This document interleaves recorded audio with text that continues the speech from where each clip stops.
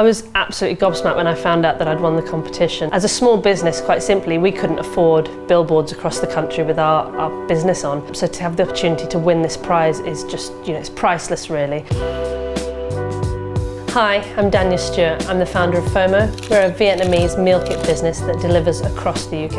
I was inspired to start Phomo because I really love Vietnamese pho, and all of a sudden during lockdown I wasn't getting into London anymore to get it. So I started sourcing fresh ingredients, learning more about Vietnamese food and introducing people to pho with an aim for them to be able to recreate that same experience you get in a Vietnamese restaurant but in your own home. Launching an online business is pretty tough because I have no background in making a website or design. I'd not actually used Adobe Express before seeing this competition. I had a look at it and realised actually it was quite a good tool for businesses like ours. Adobe Express is really fantastic because it means that anybody can actually create their own content without having a design background. When I found out that I'd won the competition, I was here in the kitchen actually, and I think I may have given a little shriek. Hopefully people will see our poster and then maybe go online and wonder, what is that Vietnamese pho meal kit business that I've heard of?